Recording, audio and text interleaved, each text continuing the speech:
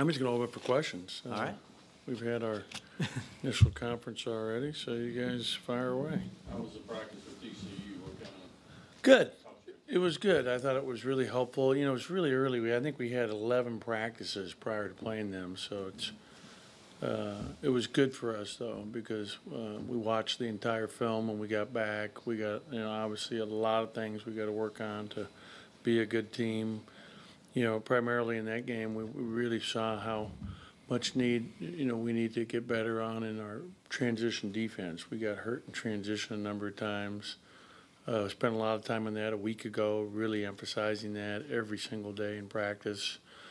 Just doing a better job of executing, offensively and having some patience. We had some young guys playing for the first time in a game, not in front of people, but still playing against another D1 team.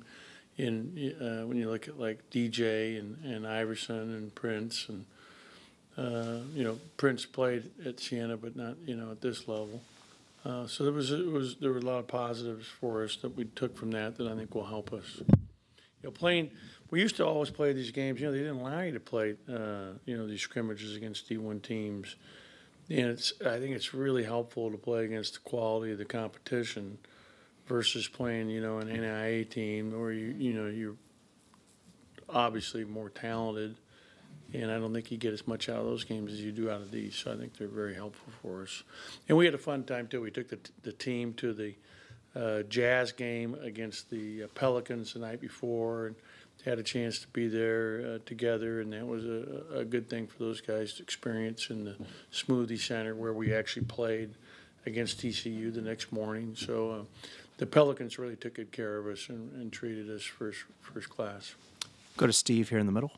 Coach, in our initial press conference, you said Iverson Molinar was going to have to be a big part of things this year, especially early in the non-conference. How was he kind of acclimated to practice in your system here? He's done a really nice job, and one thing is he's a scorer. He puts the ball in the basket. He's as good as anybody we have at driving in transition, driving in the half court, and finishing at the rim. He's got a great explosiveness, very quick.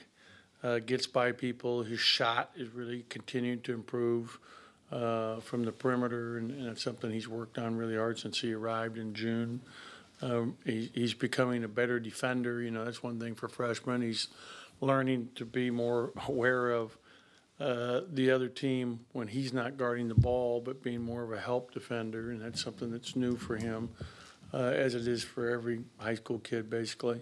Because he has the athleticism and the strength to be able to help and still get back to his own. And, he's doing a really nice job. I'm really excited about Iverson. He's been, very good for us.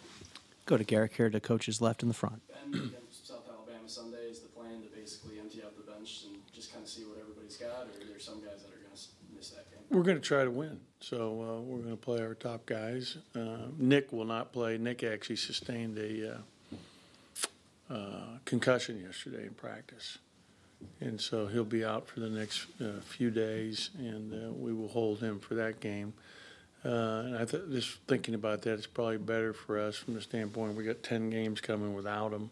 So we got to start getting used to it. And South Alabama is really good. I mean, South Alabama returned two guys from last year's team that averaged over 14 a game. They had two guys sitting that when they transferred averaged 14 or more at the previous stop, and they had a grad transfer they brought in this year. So they have 5 guys that the previous year of eligibility at their respective schools averaged 14 or more per game, which is really impressive. They're going to play man and zone. They're going to be a difficult challenge for us, and so we'll actually start preparing for them a little bit today. Go to Paul here to coach's right. Coach, obviously your depth situation is something that kind of plays out during the year, and you'll be able to see who can help you as you get SEC play. But at this point right now, how do you feel about your depth? And I know last year you went to a 7, sometimes 8-man rotation. Do you see it being deeper this year? I do, especially up front. I think we have more depth on our front line than we did a year ago. I'm excited about that, and the competition that we have in practice is really helping us get better there. Where we're gonna be a little iffy here early on without the services of Nick Weatherspoon is on the perimeter because we're so young in that backcourt. And that's something that is very concerning. In fact, like today, for example, Woodard won't practice. He hurt his toe day before yesterday. Had an x-ray, came back negative, but he didn't practice yesterday. We'll hold him today. We're off tomorrow, and hopefully he'll be back on Friday for preparation for South Alabama. So he'll have missed 3 days in a row of practice. Go back to Steve. Coach, you mentioned earlier that Reggie rebounding was an issue with you, with him, kind of emphasizing with him in those preseason practices. How has he kind of handled that so far in preparations for the season?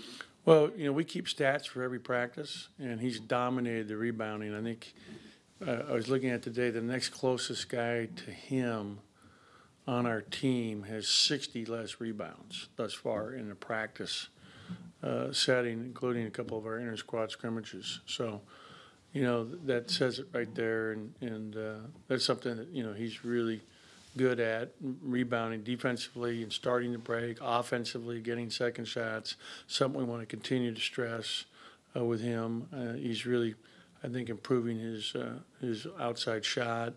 And my big thing for him is to keep improving and getting better defensively and playing without fouling, which, like, for example, in the scrimmage against TCU, I think he fouled out, but we didn't, adhere to anybody fouling out in that game from either team. There was no official fouling out, but he had 5 fouls in the game. We got to keep him to where he's playing really good defense without fouling. We'll go to Tyler here to coach's left. You mentioned playing without Nick. What does the offense look like when he's not on the floor? Does it flow through Tyson, or does it go through Reggie in the post? Like, what is the team's identity, I guess? Well, right now we're starting Tyson at the point, and with Nick out of the lineup, and we'll have Iverson there some, even with Tyson in, so it'll be both ways. But we're definitely running more offenses here through Reggie, and I think, as I've mentioned in the past, one of his best skills is his ability to pass and create for others, and he does that quite well, and so that's something we want to continue to try to work on and get better at, because I think it's a real strength for us. Go ahead. Especially playing in the post and playing out of it and facing up, all of it. Like, for example, when he rebounds, he's pushing the ball. And so it's quicker to get out. And he makes a simple pass. He's not trying to make home run passes, so he's really smart. We'll go ahead to Brian here in the second row to coach's left. When we got to watch practice a couple of weeks ago, I was struck by the energy of the practice. You guys really seemed to be getting after it. It felt like a practice that might happen in February or March versus happening, in early October. Do you like where your team is energy-wise, effort-wise? Do you feel like this is going to be a team that can maybe play at a faster pace?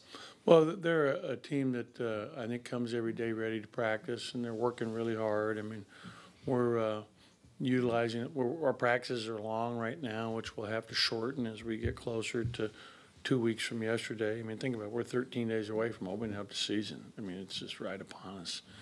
But we still have so much to do. There's so much, even with the earlier start times now, that it used to be October 15th was your starting practice date. Now, we get to start 30 days prior to your first game, or 30 practices prior to your first game, even earlier, as early as the 24th of September.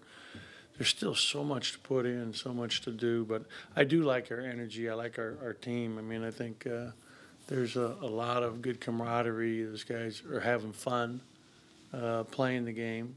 I think we have a lot of competition every day in practice, and even guys, that are like, Tolu Smith can't play this year because he's a transfer who's redshirting, but he brings a lot to our practice every day, just with his abilities and his, excitement to get out there and compete. Go back to Paul to coach's right. You feel like the SEC is better this year or deeper? I think our league's going to be very similar to what it's been the last 2 years. I think that when you look at top to bottom, you can't find an easy win anywhere. There is no easy win in this league. I mean, every game is going to be a dogfight to the end. There's so many good players and well-coached teams that it's really, really going to be tough. And I think we'll be well represented again for a third straight year come March in the NCAA tournament as a conference. Anything else for Coach